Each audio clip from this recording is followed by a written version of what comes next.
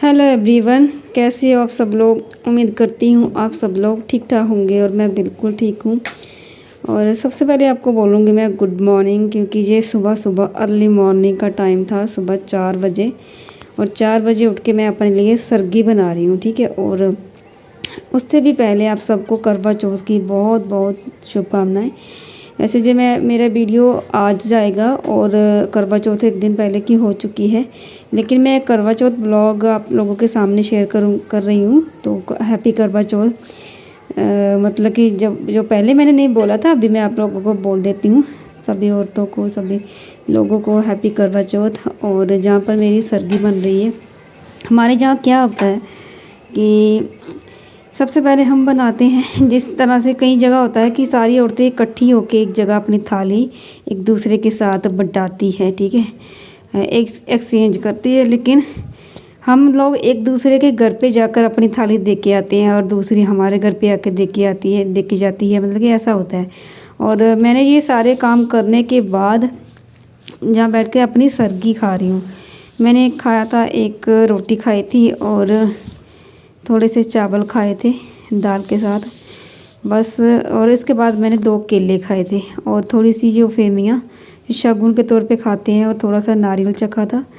तो मैं अब जब मेरा जो खाना फिनिश हो गया था, तो मैं अंदर जाकर अपने दूसरे रूम में बैठकर ये खा रही हूँ, केले वगैरह खा रही हूँ, सरगी अपनी खा रही हूँ। और करवा चौथ ब्लॉग बनाना था तो शुरू से ही बनाए तो फिर मज़ा आता है ना, जब हमारा दिन स्टार्ट होता है। तो बस उसके बाद फिर मेरा क्या था कि मेरी जैसे डेली रूटीन, सुबह खाना बनाना और हस्बैंड को खिलाना। और उसके बाद फिर जब मेरी बारी आई खुद की, फिर मैं मतलब व्रत था, तो सुबह सुबह क्या मतलब कि पूरा दिन क्या होता, भूख नहीं लगती है इतनी, लेकिन क्या होता पानी की बहुत ज़्यादा मतलब पानी पीने का बहुत मन करता है। तो बस फिर जैसे तैसे करके व्रत को किया जैसे तैसे क्या यार, खुशी भी है और भूख भी है, भूख तो लगती है ना। तो बस ये सरगी के बाद फिर मैं डायरेक्ट अपना जो तैयार होने लग, मतलब तैयार होने वाला, वो मैं अपना क्लिप ऐड करूँगी। बीच में मैं खाना वाना नहीं शूट किया मैंने कुछ भी, क्योंकि ये आज औरतों का दिन है तैयार होने का और सज धज के बैठने का, तो मैं खाना वाना बीच में नहीं लाना चाहती थी। तो बस मैं आपको मेहंदी दिखा रही थी अपनी। ये मेहंदी मैंने रात को ही लगा ली थी, और मैंने ये वाला सूट पहना है, कैसा लग रहा है आपको बताना। और आप सबको अगर आपने नोटिस किया होगा तो मैं हमेशा लाइट कलर ही पहनती हूँ, लाइट, डार्क कलर बहुत कम पहनती हूँ। और इस बार मेरा मन था कि मैं डार्क कलर पहनूँ, कोई डार्क कलर लेके पहनूँ। तो मैंने ये सूट जो है, ये मैंने मीशो से ऑर्डर करवाया था स्पेशल अपने करवा चौथ के लिए। और उसके बाद मैंने इसको सिलवाया था। और आप सबको पता है कि मेरे पास सिलाई मशीन नहीं थी, तो मैंने टेलर को सिलवाने के लिए दिया था। तो मेरा सिल के सूट आ गया है। और आप सबको कैसा लगा? मुझे तो बहुत अच्छा लगा, और पहनने के बाद मुझे और भी ज़्यादा अच्छा लगा। तो जहाँ पर मैं अपना थोड़ा सा नहीं, आज भर के मेकअप करूँगी। और जो पहली मेरी चूड़ियाँ उसको मैं निकाल के, ये वाला जो मैंने चूड़ा लाया है वो आप सब लोगों को मैंने दिखा रही हूँ दूर से। और ये वाला चूड़ा आज मैं पहनूँगी।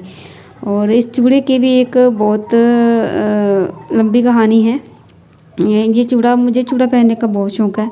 और हमारे जहाँ अगर कोई औरत जैसे मेरी जैसी हो, जब जिसकी शादी को 10-12 साल हो गए हो, वो चूड़ा पहने, तो सबके लिए बहुत अजीब होता है कि इसने चूड़ा क्यों पहना। लेकिन मुझे पहनना था तो पहनना था, क्योंकि मैं किसी से मांग के थोड़ी पहन रही हूँ जब मैं किसी से पैसे मांग के बोल रही हूँ कि मुझे लेके दो, है ना। तो मैंने ये चूड़ा लिया, और मेरे जो भी मन की ख्वाहिश थी मैंने सब पूरी करी।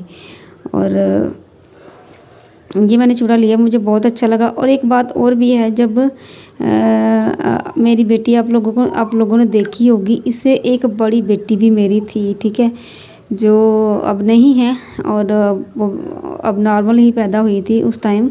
तो जब भी मुझे मतलब कि वो उसको उठाना होता था ना, वो बेड पर ही रहती थी, और जब भी मुझे उठाना होता था तो तब मैंने क्या था, वो चूड़ा पहना हुआ था। जब पहली मेरी डिलीवरी होती है सबकी, तो चूड़ा तो सबके पहना ही होता है ना।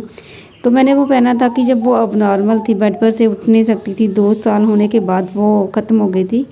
तो मैं आप लोगों को ये बताने का एक रीज़न ये है कि मैं करवा चौथ के दिन आपको कोई ऐसी सैड स्टोरी बताना तो नहीं चाहती हूँ, लेकिन मैं बता रही हूँ कि इस चूड़े की कहानी ये है कि मैंने बहुत जल्दी अपना चूड़ा उतार दिया उस अपनी बेटी के लिए, क्योंकि जब भी मैं उसको उठाती थी तो वो चूड़ा उसके सिर में लगता था।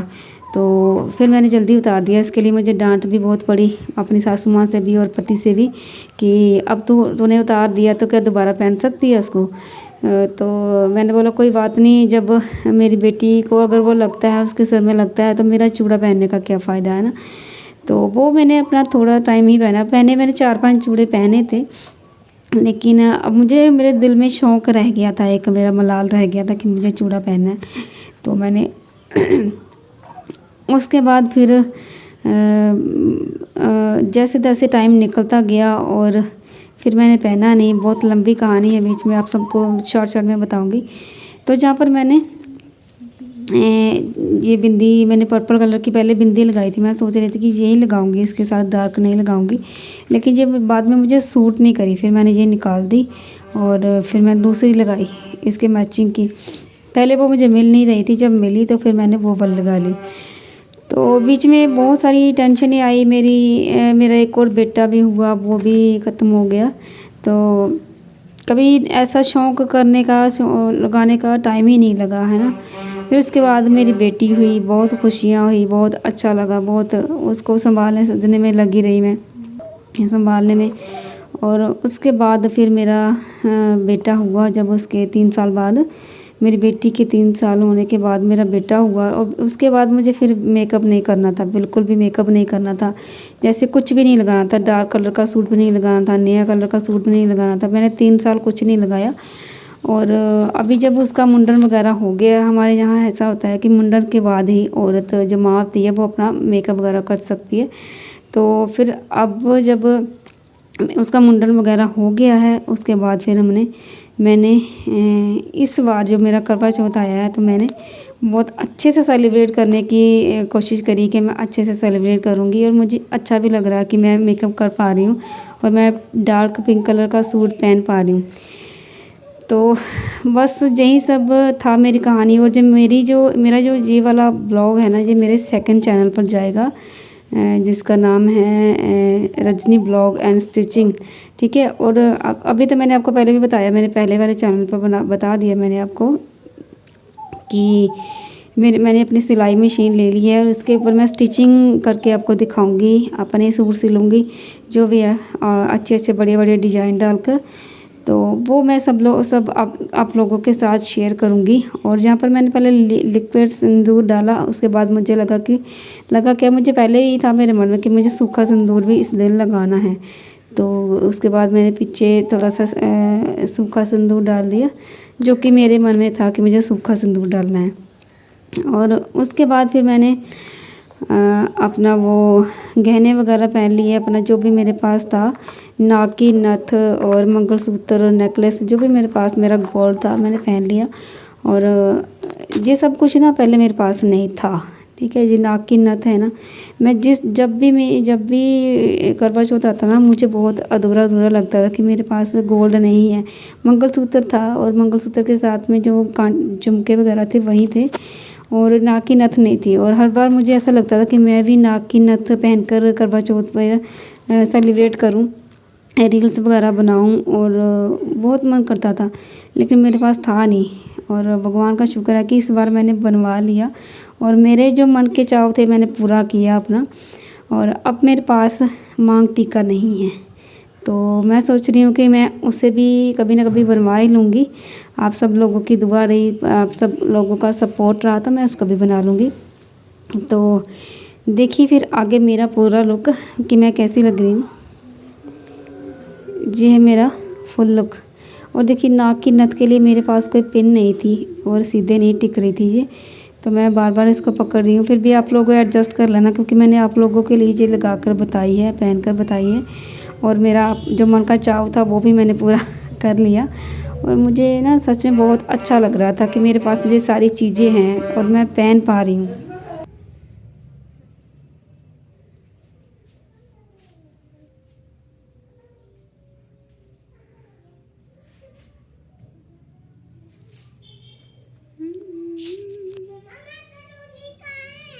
उधर बन रही है बेटा, अभी बन रही है मैक्रोनी। मेरे राजू को भूख लगी है, मेरे बच्चों को भी भूख लगी है।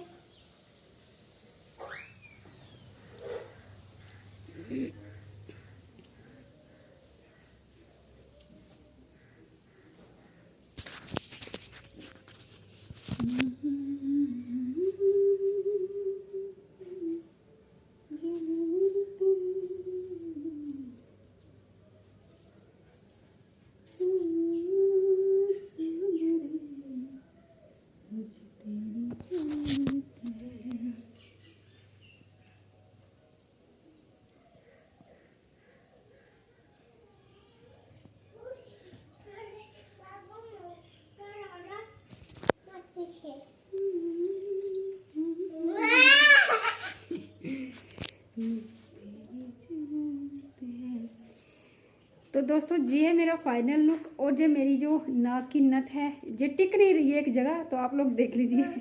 मैंने आप लोगों के लिए थोड़ी सी लगा कर दिखाई है, तो कैसे लग रही हूँ मैं बताना आप लोग ज़रूर।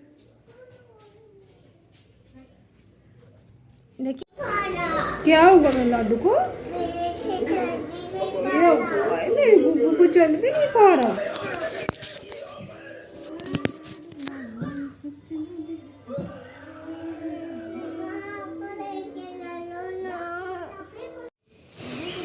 उसके बाद पूरा दिन बीते बीते हालत बुरी हो गई थी, और फिर रात का टाइम आ गया था जब चांद निकला।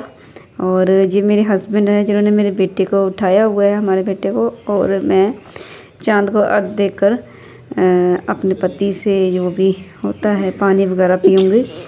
और हमारे यहाँ पता क्या होता है, पहले चंद्रमा को अर्घ देते हैं और उसके बाद अपनी सासू माँ को मेवे वगैरह रोटी जो खाना होता है, और अपनी इच्छा से अगर कपड़े वगैरह देने हो तो देते हैं। फिर उसके बाद खाना खाते हैं। सबसे पहले चांद को अर्घ देते हैं, उसके बाद अपनी सासू माँ को खाना देते हैं। और जो भी पकवान वगैरह बनाए हो घर पे, शगुन के तौर पे कुछ पैसे होते हैं बीच में, और बादाम काजू जो भी मेवे होते हैं वो देते हैं, कपड़े वगैरह। और फिर अपना जो खाना होता है वो खाते हैं। मतलब इसी तरह से हमारे यहाँ होता है। और आपके यहाँ पर क्या क्या होता है आप लोग भी मेरे साथ ज़रूर शेयर करना। और इस टाइम तक मैंने अपना वो नेकलेस वगैरह, अपना जो नाक की नथ थी मैंने निकाल दी थी, क्योंकि मुझे अभी हिम्मत नहीं हो रही थी कि मैं सब कुछ दोबारा से लगा कर पहनूँ। और ये मैंने अलग से ओढ़नी ली हुई थी, ये मैंने पहनी है अपनी ओढ़नी, नई वाली मेरी ओढ़नी है, एक ही बार ली थी।